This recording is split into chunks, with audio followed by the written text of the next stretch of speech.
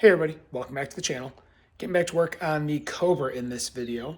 Last few videos have revolved around the disassembly, teardown of the T5 transmission. Now it is time to start the reassembly process. This video, I am going to go over all the parts that are going in as everything's kind of starting to show up and arrive, and then get to work on starting to clean and prep the case housing and all the parts that are being reused to start getting everything reassembled. So that being said, I am going to get the camera turned around and start walking through the process. All right, so I'm going to start off with the 400 horsepower amp 295 first gear kit that I received.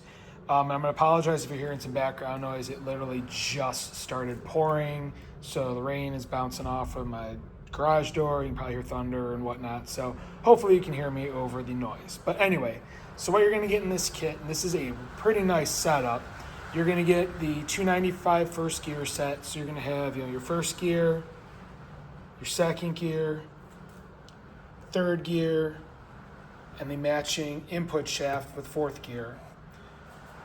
And then, of course, the matching cluster gear set for everything. All these, in looking at them, the teeth are beautifully machined. Everything looks really nice. I've been, going over them all. Very happy with the quality. Also in this kit, you are going to get the billet counter gear support bracket. So this will replace the old pronged stamped steel bearing support that is known for flexing under load and then causing gear mismatch, which causes major gear destruction. So you're going to get this plate, and then also with this kit you get a brass shifter bushing cup, which goes in the shift block in the transmission, and you also get 6 brass clutch fork pads. So these will replace the plastic ones, and this replaces a plastic part as well. So that is what comes in the 400 horsepower rated 295 kit. I'm pretty impressed with everything I see. So I'm gonna move this out of the way and grab some of the other things I've ordered. All right, next up, and these all came from AMP as well. I've got the reverse gear. This is the one that slides on the shaft. As I said, mine was pretty chewed up. You can see it there. The teeth are pretty nasty, whereas this is in much better shape and has actual pointy defined teeth. These are the billet 3/4 shift keys. These go in the slider. They're just billet, much stronger than stock, so went with those. It was just an easy upgrade. This is the 2-piece bearing retainer. So it's a steel shaft steel versus aluminum. My stock one was aluminum, and they tend to get kind of grooved and notched and bound over time. The aluminum just doesn't hold up. So this is a steel part. And then I replaced both my 1/2 and my 3/4 sliders. Again, it just is going to give me much better engagement with these teeth. Mine were a little rounded, especially my second gear was pretty wore out. So these are much nicer to have, just nicely defined teeth. I will check these with the hubs to make sure there's a pretty good fitment, and I'm good to go there before I try installing anything. But, because they are normally like a specific fit, at least the 3/4, you normally buy this as a complete assembly, but they had just the slider, so I figured I'd take a shot at it and see how this works with mine. So gonna use these. This again all came from AMP as well. All right, now we are on to the actual rebuild kit, and this came from the Gearbox. This is basically their, I think they call it their master kit, but anyway, it is their rebuild kit for the T5. And you're gonna get all your main, big bearings. So it's both the cluster and the main bearings. It's also gonna come with, springs and keys for all of the sliders. Like I said, I am gonna be replacing the 3/4 ones with those billet ones. Other ancillary parts, again, here are the plastic cup and plastic pads. Those are gonna be replaced with brass. Then some of your O-rings and seals. You have some shims, as well as all your little spacers, thrust washers, clips, plugs, and then the needle bearings for fourth gear. You have all of your synchros, and I'll get more into these, but these are the new upgraded carbon fiber synchros, the new version that Tremec uses. So you get the full set of synchros, including fifth gear, which I damaged mine, so glad about that. You have your bushing for the tail shaft, as well as the tail shaft seal. And then I added on to my order, and these are the first, second, and third caged needle bearings. You know, mine all looked okay when I pulled them out, but I figured, again, based on the age, might as well just go ahead and replace them. First does come with the sleeve as well. If you remember, if you watched my teardown video, there's a sleeve, you can see it there, that goes inside of it. So it's a two-piece for first. So those are all the needle bearings. So that is my complete rebuild kit for going ahead and reassembling this transmission. So next on the list, I need to start cleaning up the things that are being reused, and then also check those two new sliders to make sure they fit the hubs. All right, here's my 1-2 slider on the hub, and as you can see, it's sliding just fine. Doesn't have too much play. I'm pretty happy with it. You know, when the keys are in there, it'll tighten up a little more as well. But yeah, pretty good. It's, you know, got nice smooth action. So good with the 1-2 slider. Need to check the 3-4 next. All right, and here you can see I've got the 3-4 slider installed on the hub. And this one, the keys, the original keys and springs are actually still in place on the hub, but it's good fit as well. Not loose, nice and tight. So this will be a good upgrade or replacement for the original one. You can see those teeth are much nicer than the worn down ones on the old slider. So good to go on those parts. Next is going to be cleaning up the parts that I am going to be reusing. All right, so it's time to start cleaning stuff up to get ready for reassembly. So I'm going to start with the main shaft here that obviously is being reused. I'm just going to basically kind of wipe everything down, get any like grit or grime or gunk out from the teeth on different splines, things like that. Just make sure there's nothing that's sitting there. Also, if you've watched my videos, you'll remember there was a period where this accidentally rolled off of my table here and landed on the ground. And there's just a small little nick on the top of this. It's not anywhere where the rollers roll, so it's fine there. I dodged a bullet with that. Thus, I'm going to grab some sandpaper and just clean that up a little bit just to make sure that there is nothing that can grab on anything on the inside of like the bearing race or whatnot. Like I said, should not affect function in any way because the needle bearing surface, the roller surface, is perfectly fine. Nothing was damaged there. It's just on the end, but I still at least want to clean that up. One thing I do want to note is I started going through the small parts kit that came with the rebuild kit, and I noticed there's a ball and spring that was in here. That does not come with that, so make sure you don't throw yours away. You will not reuse them. Also, there was a pin for that first gear race that or I guess you would call it race, that slides on inside of the needle roller bearing.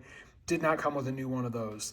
I know some models have a ball and spring there and then don't have the ball and spring here. So just, your results, your model may vary. That is what I have with my situation. So, don't pull that pin out because you're not gonna, or you need to reuse it. So I would just leave that alone if you have it, and don't lose that ball and spring there. I did look at the inside of my old slider. There's no like separate spot for that. I'm not 100% sure what the purpose is for it, but obviously the engineers thought it needed to be there for a reason. You can see you've got the hole for that ball and spring there. I think it's just to help put a little extra tension on this slider, but again, not 100% sure.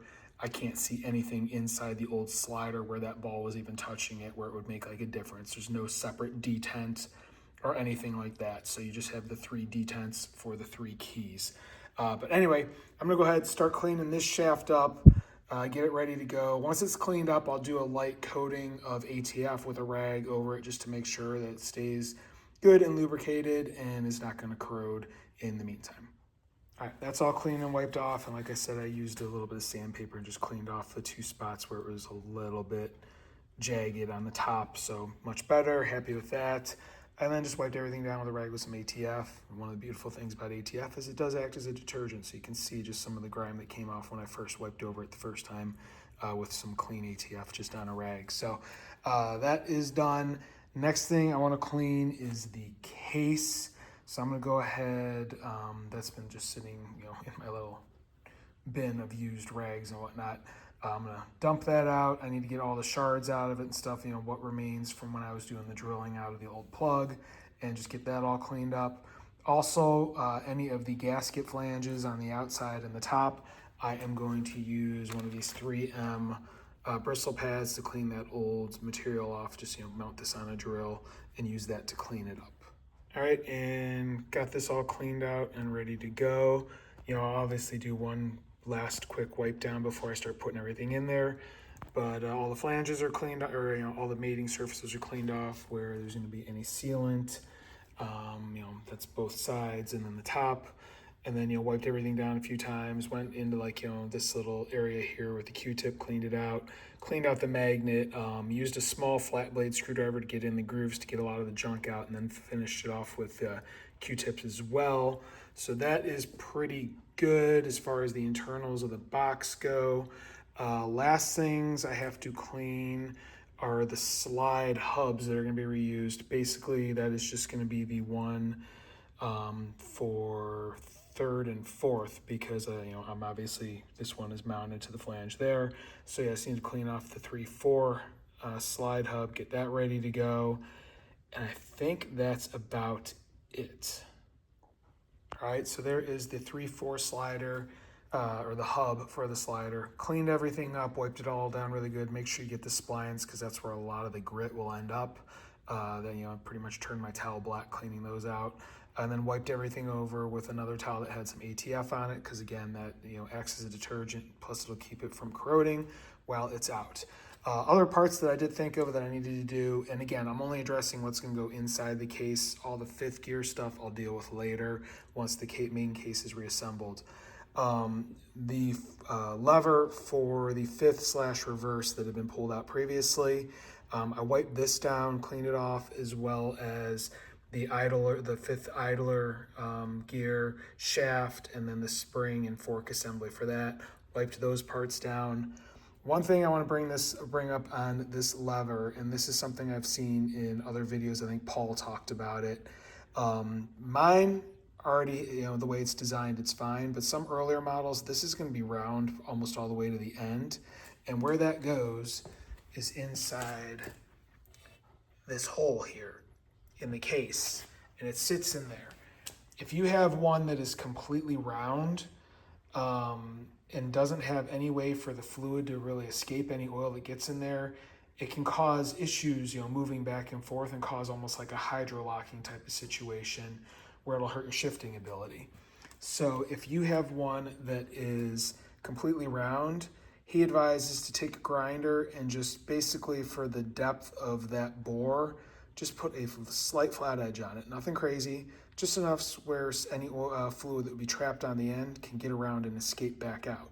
You can see, obviously, this is a later design. They must have thought about that, and they have machined in the flat edge, so it's not an issue. But something to bring up as far as rebuilding your box goes. And with that, I think I'm going to call this a video. That's pretty much all the prep work I need to do to start putting together the output shaft assembly and get the box reassembled.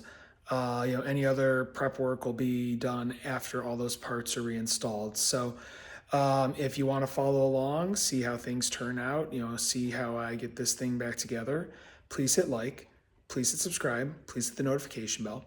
If you have any questions or comments, please leave them in the comment section below. I do review them and I will reply. I do have a second YouTube channel related to firearms. There is a link for that channel in the description of this video if that's something that interests you. I also have a Rumble channel, and there is a link in the description for that as well. I do have some merch for sale. You may see some items below this video. If not, there is a link to my merch store in the description to this video as well. That being said, thank you very much for watching, and have a great day.